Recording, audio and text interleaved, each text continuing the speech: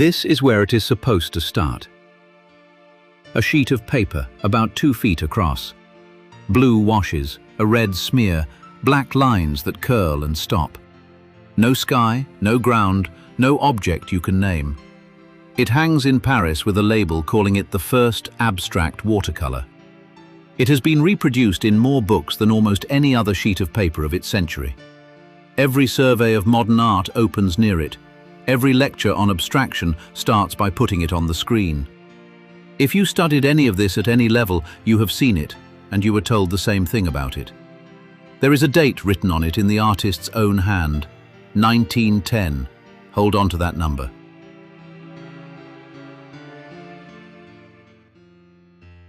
The year before that, he was painting this. A village in the foothills. Roofs, a church tower, a hill behind. The color has come loose from the objects. The shadows are blue, the road is pink, the sky is doing something no sky does. But you can still walk into it.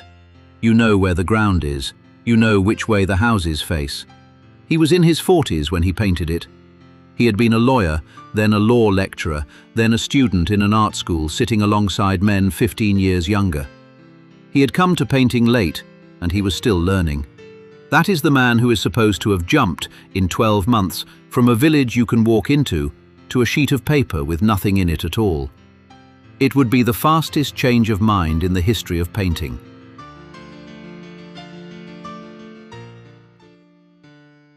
Before any of this, he wrote a book. It came out at the end of 1911, and it is still in print. 100 and some pages arguing that painting was going somewhere new. That color could work the way music works without describing anything. That the object was becoming a burden, and painting would eventually put it down. It is a manifesto for abstraction, written with total confidence by a man who had not painted one. Read the whole thing, and you will not find him saying he has already done it. He says it is coming. He says somebody will. That is a very different sentence from the one he wrote later.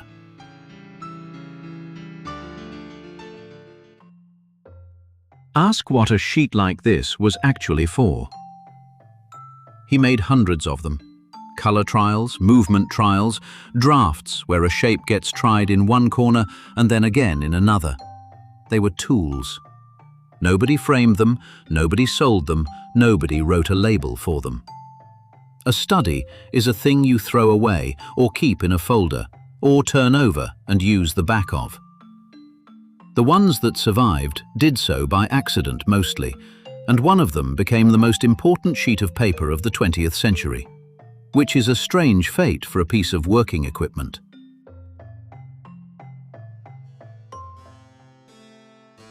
The specialists do not think it was painted in 1910. They think it was painted in 1913, and they think they know what it was for. It is a study, a working sheet, made while he was building a much larger canvas, and that canvas was finished in the autumn of 1913, which puts the founding document of abstract art 3 years after the date written on it by him.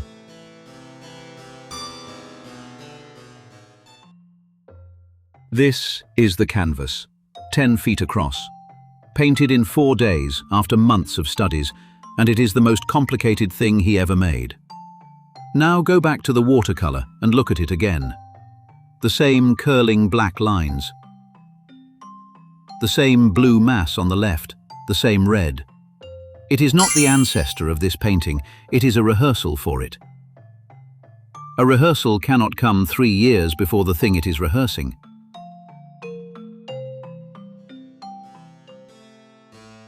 He said it again, in writing, 9 years later. In an autobiographical sketch, he described himself as the first painter to base painting on purely pictorial means and abandon the object. And he gave a date for that first painting, 1911. Different year from the watercolor, different object, same claim. He was not misremembering a detail, he was placing himself first, twice, in 2 different places, and the 2 places do not agree with each other.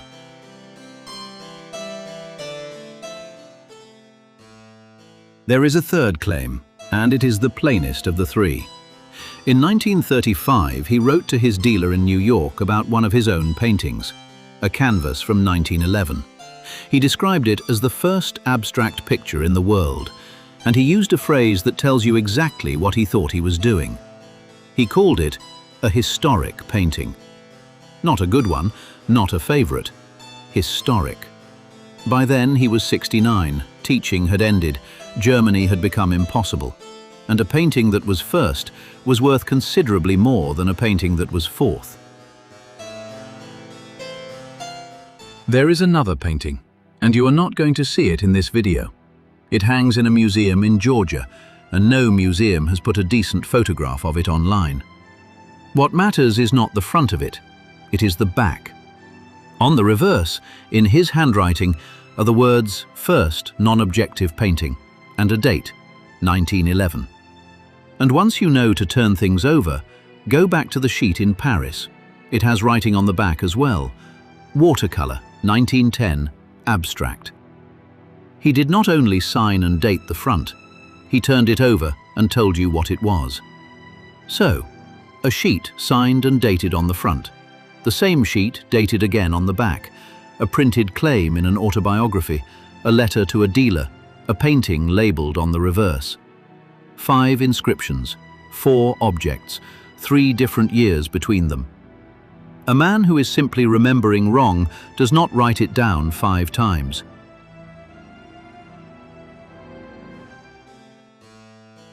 Then somebody explained to you how to look at them.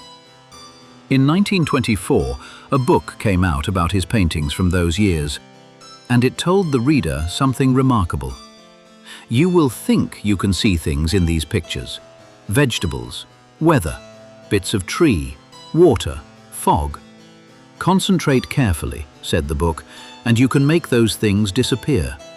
They are products of your imagination. Read that once more. The paintings have shapes in them. The book instructs you to stop seeing the shapes. That is not criticism, that is training.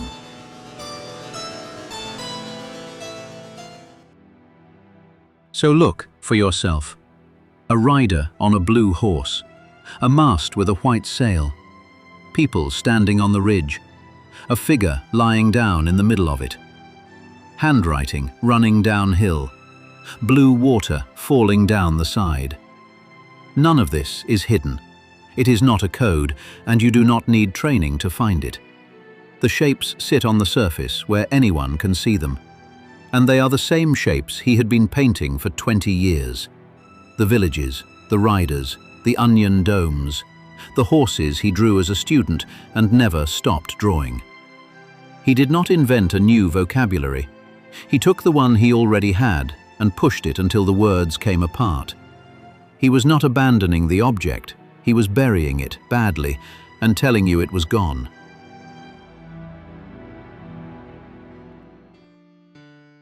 In 1959, an American scholar reviewed that biography and did something nobody had bothered to do. He checked the dates against the man's own essays. In everything he published before the First World War, in all the theory, all the manifestos, all the argument about the spiritual in art, there is no mention of an abstract painting before the middle of 1913. Not one. He did not claim it at the time because at the time it had not happened. The first abstract painting was dated by a man who was there. It was dated wrong by him later, when being first had become worth something.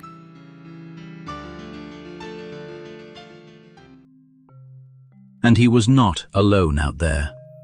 In Paris, a Czech painter was making canvases of pure color discs at almost exactly the same time. Another Frenchman was doing something close to it in the same city. In Moscow, a younger man would soon put a black square on a white ground and claim the end of painting altogether. In Amsterdam, a Dutchman was reducing trees to lines year by year until the tree was gone. None of them were copying each other. They were all pulling at the same loose thread in 4 countries in about 5 years. That is what actually happened. It has no hero in it, and it is much harder to put on a museum label.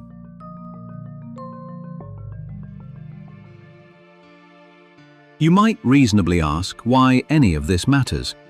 The paintings are the same paintings. Moving one of them from 1910 to 1913 does not make it worse. Nobody is asking for it to come off the wall.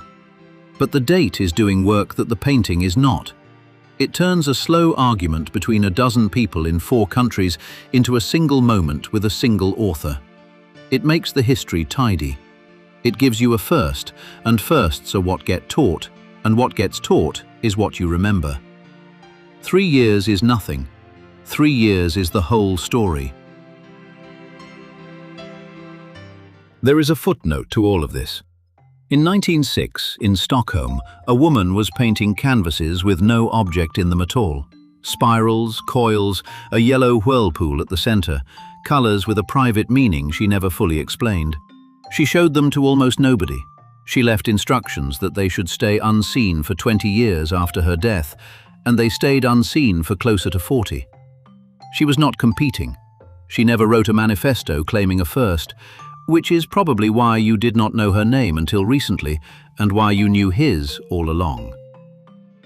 He put a date on it, and the date was wrong, and it made him first. There's another one of these every week. If you want the next one, the button's just there. Pentimento, masterpieces, decoded.